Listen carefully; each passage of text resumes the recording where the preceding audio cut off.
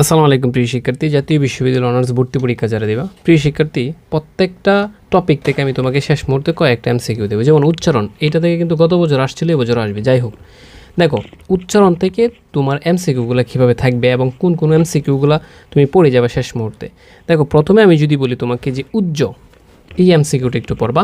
আর উজ্জ এটা মনে রাখার একটা টেকনিক শিখে দিয়ে তুমি যাতে 1000টা পারো। রসু ঠিক থাকবে, কথা বুঝছো? এই যে রসুটা ঠিক থাকবে। আর এই যে হয়জ ফলা যেখানে আছে না, এখানে হবে কি যেন বর্গের জ হসন্ত ঝৌকার্য। তাহলে বর্গের জ, দুইটা বর্গের জ কেন দিলেন কাটা? এই যে এটাও কাটা এটাও কাটা, মানে কি বর্গের জ হসন্ত ঝৌকার্য। উত্তর হচ্ছে প্রথমটা। ক্লিয়ার? বুঝতে পারছো তুমি? আচ্ছা, এরপরে তুমি দেখো আবৃত্তি। সো আ থাকবে, ভি থাকবে, এইগুলো ঠিক থাকবে। আর এখানে কি তয় তো, তার মানে দুইটা ত কোথায় আছে দেখো, দুইটা ত নাই কাটা। এটা আবার কি দুইটা ঋষিকের কেন না, এটা আগেই কাটা। ত নাই কাটা, এই যে উত্তর হচ্ছে প্রথমটা। তুমি হচ্ছে এভাবে একটু মিলাবা, ঠিক আছে? সো এরপরে তুমি দেখো বিশ্বাস, এটা একটু পড়বা। আমি উচ্চারণ বলছি কয়েকটা দেবো তোমাকে, যদি কমন পড়ে যায় এখান থেকে। বিশ্বাস তালিবাস্য 3টা আছে কোথায় দেখো, তালিবাস্য 3টা নাই কাটা, তালিবাস্য 3টা নাই কাটা, এখানে আছে এখানে আছে।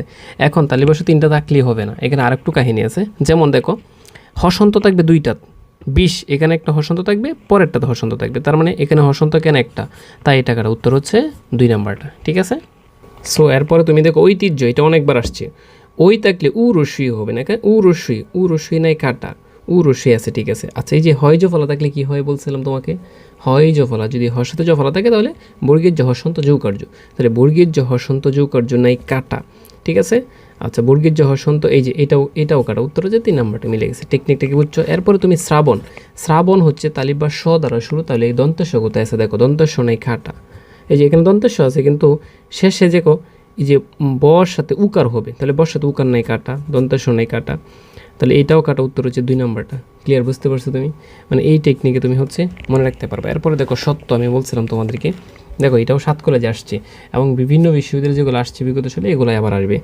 এই যে তর সাথে কি আছে, জফলা আছে, তাহলে তয় তো 2টা হবে, তাহলে তয় তো 2টা আছে, ঠিক আছে? আচ্ছা, দন্তাস্য, যদি শব্দের শুরুতে দন্তাস্য থাকে তাহলে তালিবাস্য হয়, তাহলে তালিবাস্য হয়েছে, কিন্তু এর সাথে উকার নাই কাটা, উকার নাই কাটা। উত্তর হচ্ছে শেষেরটা, ঠিক আছে? সো এরপরে তুমি দেখো অধ্যক্ষ, এটা পড়বাই তুমি, এটা অনেকবার পড়াইছি, ঠিক আছে? অ থাকলে উ হবে, উ নাই কাটা, অধ্যক্ষ মানে অ থাকলে উ হবে। আর এখানে যে শেষে কিউ আছে না, এটার পরিবর্তে ক হসন্ত খৌকার হবে, এই দুটো তো আগেই কাটা, তাহলে এটাও হয় না। উত্তর হচ্ছে 3 নাম্বারটা, ঠিক আছে? এরপরে তিতিক্কা, এটা পড়বা তুমি। এরপর ন্যূনতম, এটা একটু পড়ে যাবা, ঠিক আছে? এক নজর একটু দেখে নেবা জাস্ট। সো এরপরে দেখো স্মৃতিস্রোত, এটার উচ্চারণটা কী হবে?